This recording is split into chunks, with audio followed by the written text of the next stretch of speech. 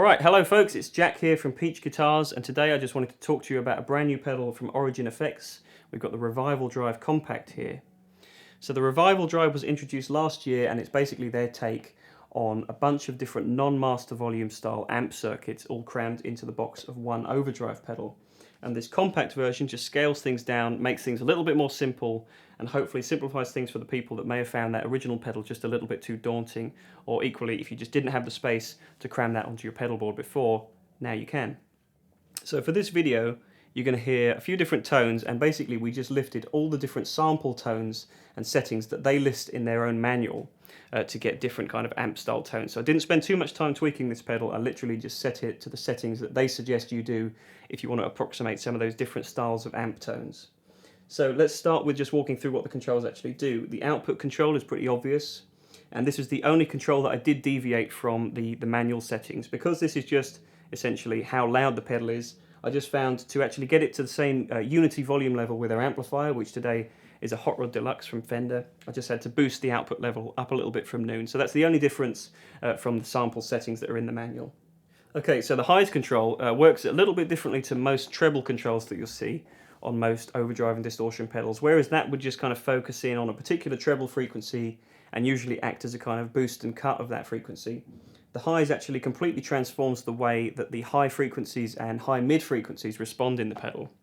Okay, so the gain control is pretty self-explanatory, obviously. This isn't really like a high gain distortion pedal, like a modern distortion pedal by any means, but you will find that there's a good amount of gain to be found in this pedal, particularly as you start to advance the highs and also kind of play with the presence control as well. This is where you get some of that more higher gain tone, as you would if you just pinned all the EQ controls on a vintage style amp. So the gain's really flexible, there's a lot of range in that, and it also interfaces very nicely with the next control, which is the blend control.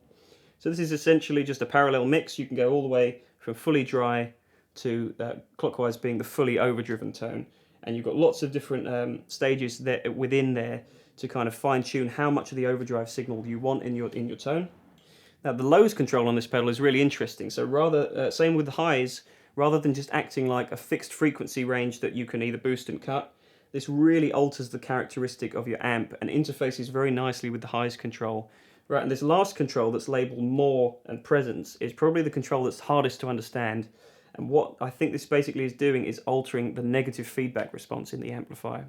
So in the power sections of different classic amplifiers, the amount of negative feedback would really be one of the biggest determining factors in what gave that amp its character. So all the way counterclockwise, this is basically giving you no negative feedback from the power section of an amp. So that's kind of characteristic of classic Vox AC30 kind of tone. Really big, wide open, chimey, high frequency response. And so it gets a little brighter as you turn the negative feedback down.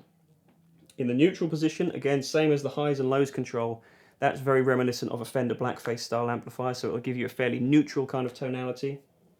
And as you boost the presence up, this is basically like turning up the presence control on amps with a fair bit of negative feedback in their circuit, stuff like Marshall Super Leads, Fender BLACKFACE amps and stuff like that. So as you increase there, you'll get more high treble content, and it basically opens up like it would do if you turned up the presence control on those kind of vintage amplifiers. Okay, and then lastly, you've got a little 3-position toggle switch down here and a little adjustment pot under the post-drive EQ control section.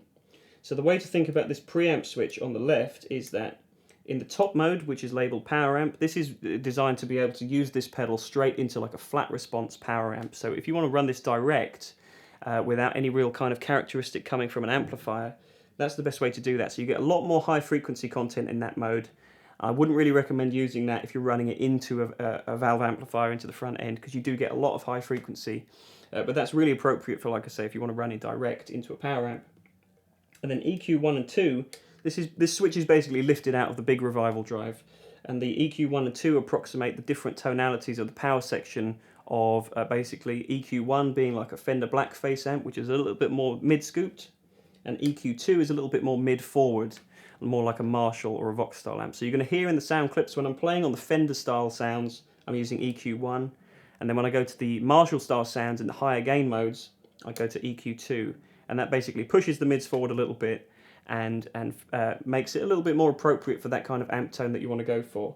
And basically you can think of this as like a mastering section. So depending on what kind of amplifier you're running it into, you might find that just one of those particular EQ settings sounds really, really good with that amp and not so good with another amp. So that's like a little useful tool just to be able to fine tune it in the last stage of getting your tone.